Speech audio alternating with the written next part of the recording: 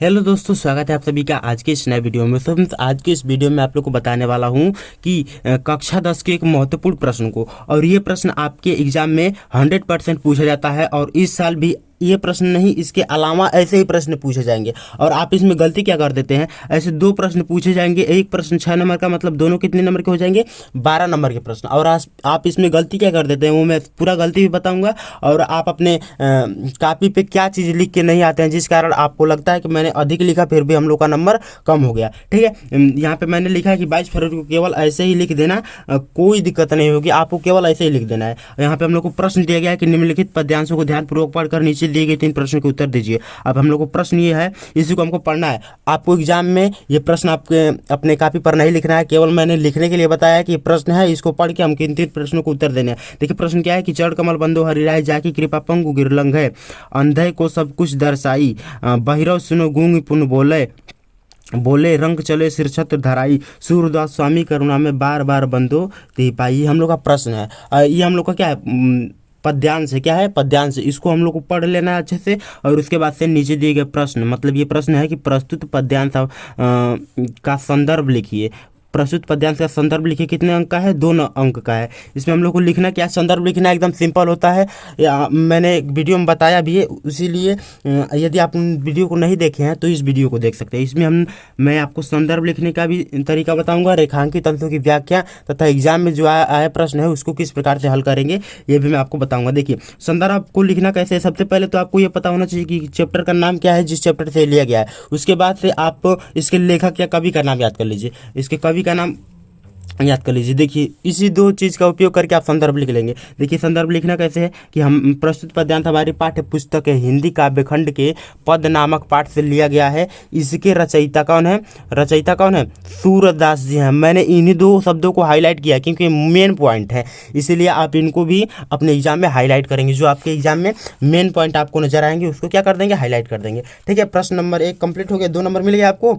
अब देखिए दूसरा दिया गया कि रेखांकित अंशों की व्याख्या करें, ये भी 2 नंबर का है। ये मोस्ट इंपॉर्टेंट है, रेखांकित अंशों की व्याख्या। रेखा किस पे किया गया है, जाकी कृपा पंगुर लंघे, अंधे को सब कुछ दर्शाई, भैरव सुनु गूंग पुन बोले, रंग चले सिर छत्र धराई। केवल और केवल इन्हीं दोनों का आपको क्या करना है, व्याख्या करना है। क्या करना है, व्याख्या करना है। इसके अलावा और किसी का भी नहीं करना है। आप गलती क्या कर देंगे कि आप पूरा का लिखेंगे, लेकिन ऐसा नहीं करना है। 2 नंबर के प्रश्न है और आपको दे दिया है कि रेखांकित अंशों की व्याख्या। तो अब मैं आपको दिखा रहा हूँ यहाँ पे रेखांकित अंशों की व्याख्या किस प्रकार से करेंगे। देखिए सबसे पहले हेडिंग डालेंगे रेखांकित अंशों की व्याख्या, और इसमें हम लोग लिखेंगे कि प्रस्तुत पद्यांश में सूरदास जी कह रहे हैं। इसके लेखक कौन है, कवि कौन है, सूरदास जी। वही कह रहे हैं कि श्री कृष्ण की कृपा किसी पर पढ़ने से लंगड़ा भी बड़े पर्वत को लांग लेता है। कोई लंगड़ा व्यक्ति भी बड़े पर्वत को क्या हो जाता है, लांग लेता है। एक अंधे को सब कुछ दिखाई देने लगता है, बहरा सुनने लगता है, और गूंगा बोलने लगता है।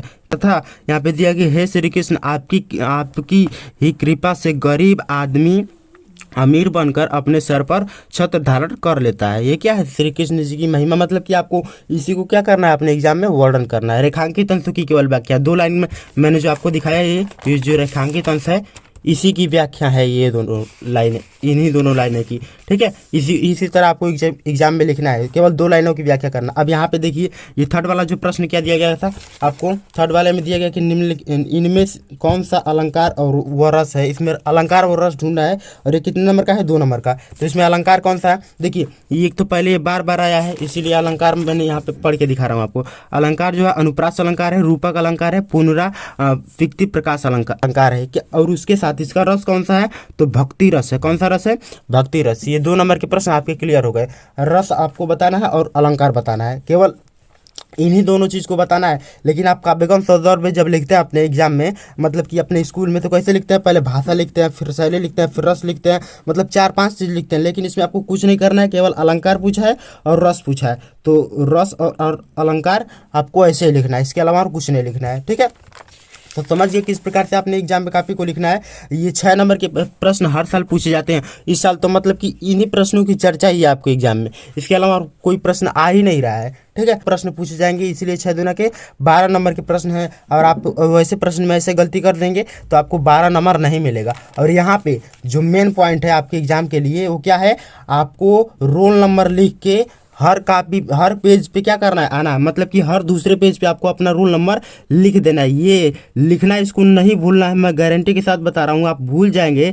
यदि आप सही लिखे रहेंगे, आपको लगेगा कि मैंने बहुत सही लिखा है, तो भी आपके नंबर कम आएंगे, क्योंकि इससे कापी एक्सचेंज होने की भी डर रहती है, चेंज भी हो जाती है। आप रोल नंबर नहीं लिखे, एग्जामिनर को पता चला, किसी को पता चल गया कि रोल नंबर नहीं लिखा है, तो कापी चेंज करवा देते हैं। और 22 फरवरी को ऐसे ही अपने पेपर में लिखना है, इसके अलावा और किसी भी तरह से नहीं लिखना है। और यहाँ पे मैंने लिखा इतना ही लिखना है, इसके अलावा अधिक भी नहीं लिखना है। ठीक है, तो मैं आशा करता हूँ कि आज का पूरा वीडियो और मैंने किस प्रकार से आपको लिखने का तरीका बताया आपको समझ में आया होगा। यदि कोई डाउट हो तो कमेंट में पूछ लीजिए। मिलते हैं अगले वीडियो में, तब तक के लिए धन्यवाद। जय हिंद, बाय बाय।